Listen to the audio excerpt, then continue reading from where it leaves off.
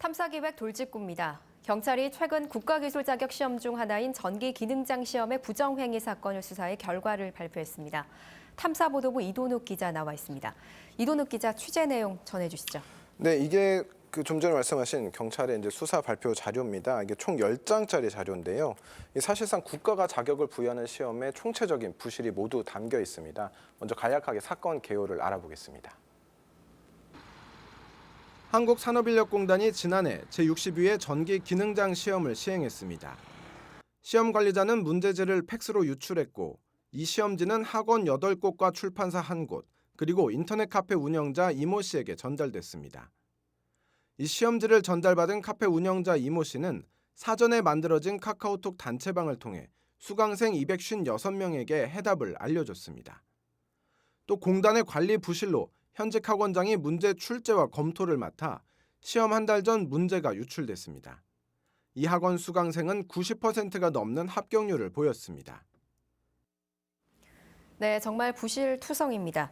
그런데 SNS로 정답을 알려줬다는 이모 씨는 시험지가 유출될 거라는 걸 미리 알고 있었던 건가요? 네, 그렇습니다. 그렇지 않다면 이 사전에 단체방을 만들 수가 없었겠죠. 당연히 이제 시험에 뭔가 문제가 있고 이전부터 부정행위가 만연해 있었다는 이런 합리적인 의심을 해볼 수 있을 것 같습니다.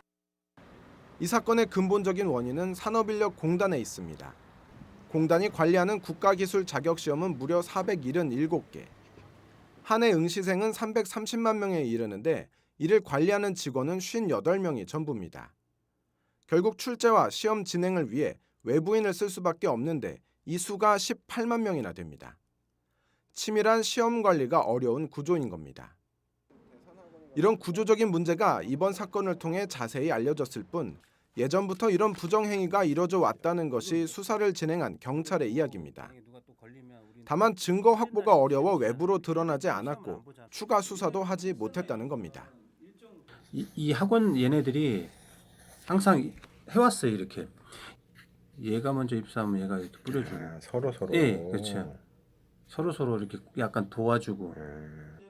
시험을 관리하는 산업인력공단은 이에 대해 기출문제 확보가 학원의 능력을 가늠하는 잣대가 되기 때문에 학원들이 불법 행위를 저지른 것으로 판단하고 있습니다.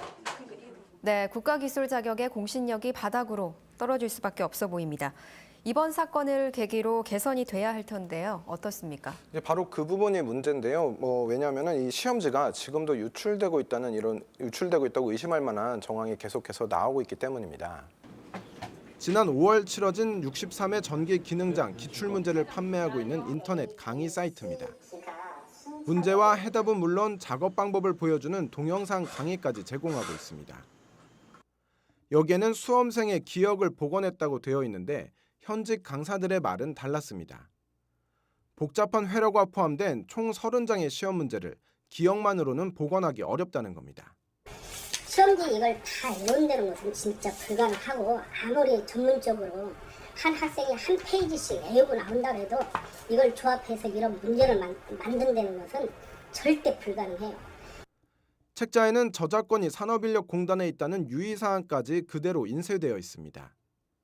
이 책자는 지난달 중순부터 공단에 아무런 제재 없이 여전히 판매가 되고 있습니다.